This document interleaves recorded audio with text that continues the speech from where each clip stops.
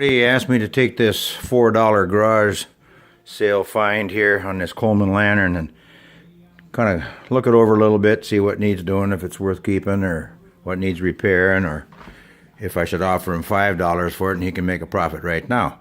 At any rate, I don't know how to stick this camera phone to my head, so I'm going to have to operate kind of one-handed. So first things you want to check is if the gas valve moves. It does. It was left open. Should be kept closed. Second thing would be, see if the pump leather is any good. Give her about a turn, hang on to the lamp, put your finger over the hole, and if you get restriction, you've got pressure. So I can tell this lamp has been used not just terribly too long ago. Here's the generator pricker.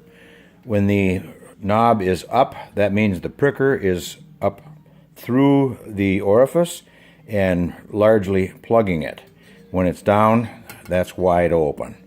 So there's no need to use this, except for maybe before you start it, give her a couple of pricks to make sure that it's open. And then if you get some fluttering or something during the operation, an hour later, you can maybe give her a couple turns. But otherwise, there's no need to mess with it. Then we're going to check out the filler cap. And I always look underneath it at the gasket. If it's popcorn dry, I give it a little bit of oil.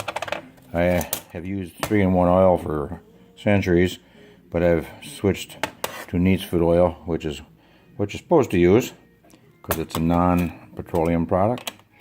Anyway, so that looks good. So the next thing I'm going to do is screw this back down, hand tight, pump her up, and give it an ear, and see if we have any pressure. Hold. Okay, I did give her 30-40 pumps. I did put a little bit of neat's foot oil down the hole here. And I guess I do that every time I pick up a lantern that I haven't used for a few months, because the leather's going to get nothing but drier. So keep it well lubricated. You can put a little bit on the stem if you'd like so. Also, you want to check and see if the non-return valve, in other words the check valve that's down inside, is leaking. When you unscrew this stem and put your finger over the hole, that allows you to pump air in, and there is a check valve down in there so that it doesn't let the air out. It's like a little BB, and you can test that by using your bubble juice here. Leak detector. Do not ever do this and use flame. That would be really, really dumb, but everybody does it. As you can see, when I turn this counterclockwise, nothing comes out, so the check valve is good. And when you screw this down, that's like a double safety, so that in case the check valve goes, it does not leak.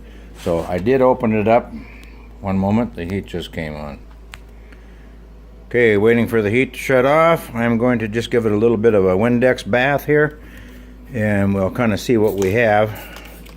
No different than rain, I guess, as long as I don't squirt in sideways and get the mantles wet. I see one's broken already anyway.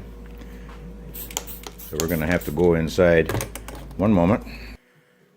Okay, we're cleaned up a little bit here. I'm going to see if this microphone can pick up the hissing sound when I turn the gas valve on.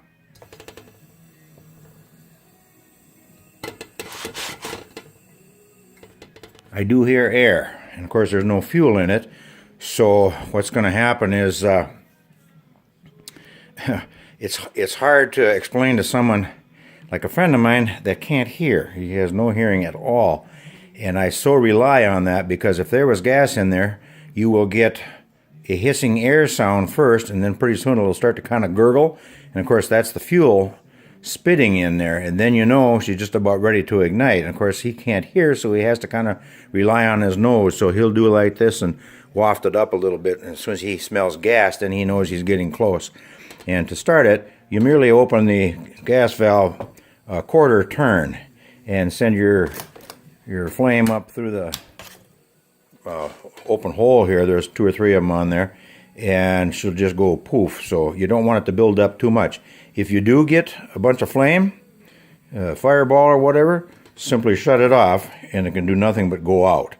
So the MO is, and we'll do that a little bit later, is You turn it a quarter turn until she starts. Let all the flame go down. It'll start to subside just a little bit. Then go ahead and open it all the way up. And then you should be good to go. You probably won't need pumping for the duration, although if it seems a little bit weak, you've lost a little bit of that air inside to the startup process, so you can give it another 10 pumps if you'd like. Some models, not so much the Colemans, but the other brands, they like a low pressure when they start, otherwise you are going to have a fireball. We'll see if we got pressure. I'm going to release the filler cap. I don't know if you can hear that, but also you should probably put a second hand over that, which I don't have. These things have been known to fly off and hit you in the eye. So the first thing I'm going to do when I have an unknown fount here is I'm going to put in some Coleman fuel, slosh it around a little bit, and send a magnet down in there like so. And we're going to see if there's any rust in it, any impurities or whatever. I haven't put the stuff in yet, but it looks pretty clean actually. Little bit of rust. So I'm going to go ahead and fill her up and give her a swish and make sure we're clean inside. Okay, I did the test. I put about 1/4 of an inch of fuel in there, and I found no rust in it, so the inside of the fount looks good. As you'll notice, this is a steel fount. Some of the lanterns, especially the AGMs, were a soft brass fount with a steel bottom, and they developed stress cracks. So if you ever find an off-brand, make darn sure that if it has a brass fount, bring a magnet along with you. Take a look for stress cracks, and they will usually originate down at the seam down here and work their way up. So I've got several of them that I've got half a dozen solders on, so it can be fixed. I solder them from the outside, and then I use Caswell gas tank sealer on the inside to be double sure.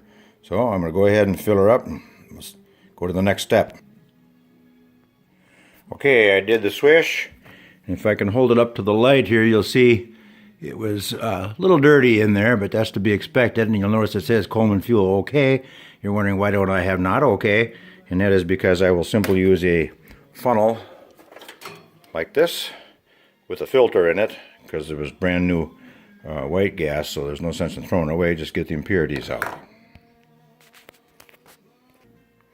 Okay, I filled her up. I'm using Crown brand that I buy at Walmart, and it's about $8.50 compared to $12 for the Coleman, same stuff. So I don't know why Coleman even bothers to put their brand name on it again. I just absolutely love these fillers. You just stick it in the hole, press down, and it goes glug glug glug, and if you have ears that work, when it quits going glug glug, you're done. So it's wonderful. It's a whole lot better than using the funnel and spilling every time. Just a word about the model number that we have here. Don't know if you can see it, but it is, look around the camera, a model 220F. So it tells you what the generator number is. But interestingly, on the bottom, you can see it says model 220F, 228F. Also notice the 5 on the left there. And I think we can maybe see a 69 in there. So this was made in May of 1969. Most Colemans are dated as such, but not all. Anyway, the only difference is the 220 has the small hat, and the 220F, let's see if I can find it. There's several of them over here. It has that bigger ventilator, also called the vent. And you can see another one up here. There's a 228. So the 220 has the small vent down here. 228s are big hats, as they call them. Okay, we're going to check out the mantles. I saw early on that we had a hole in one of the mantles here, so that's going to have to be replaced. Supposing you got a lantern and you wanted to see if it was going to work, before you put mantles on it and say I shouldn't have done that because there was something plugged, now I have to wreck perfectly good mantles, you can run just a test on them without the mantles, and they'll glow blue about down to here. It looks kind of like a small jet engine, you might say. So we're going to test both of them and see how they work. Mantle has been removed. Now we're going to do a test. I'm just going to do one more test. I don't know if I mentioned if you unscrew the stem, put your flame down here. Of course, we don't use flame, we use that leak detector up there. And if you don't get any flame, you know that's good. You can also test it at the gas valve. I don't see any flame out there. And you can test this with your liquid detector. I don't see any problems there, so I think we're safe to go.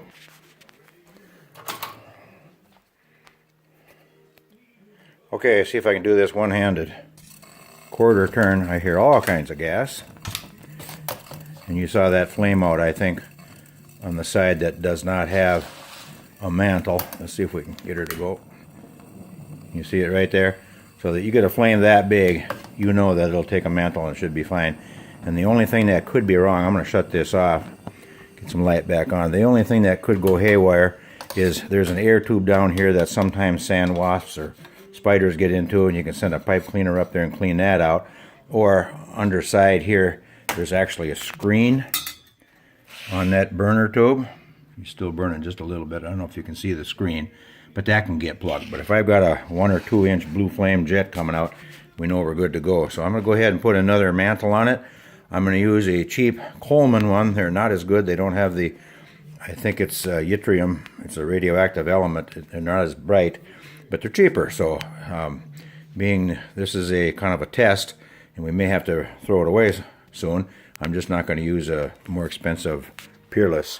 And just to give you an idea how really easy Coleman lanterns are to keep running, in this drawer, in these 2 containers, I can fix just about any Coleman lantern, unless I have to order a generator or something. So you can see I've got pump leathers and spare parts, and here's burner tubes. Here's a burner tube cap. You can see that screen down in there. And then I even keep a little supply of generators. Sometimes I'll take them off and I'll label them because they work, but not maybe real good. And I never throw a generator away because you can usually rob parts from them. Over here we have what's called the Q99, and that was used before they had the tip cleaner built in. So that was how they came first. Then later they had basically the same thing, but the tip cleaner was built right into the rod. So that way you can retrofit all those old ones like those up there to a newer generator. And the drawback to the Q is you couldn't get in there to clean it unless you took everything apart, took the glass off, took the generator out, went up here to get a pricker like that and prick it manually, put it all back together. On this particular 220, as I mentioned earlier, pricker's right built in. So that's that. One more. Okay, one-handed again. Here's a number 21 Chrome Coleman mantle. And what you want to do, if I had 2 hands, I'd hold on to these strings here and choke all this material up so you get it to about thumb size. And then they do make a couple different instant clips, they call them, and a couple other kinds of clip-ons. I don't like any of them because none of them fit tight enough. I like the good old-fashioned string. Take these 2 strings and make your first knot, and then put it around the burner cap over here. Give it a second knot, pull it good and tight, and then you see how this is pleated. When you get this on there, you're probably going to be pulling towards you, and you see the pleat is kind of getting too close to that generator. Spin that around then so the pleats are going this way. It kind of comes out in the wash because, as you can see, they turn rather round at the end of the day, but that's how I prefer to do it. So I'm going to go ahead and we'll fire that up in a minute.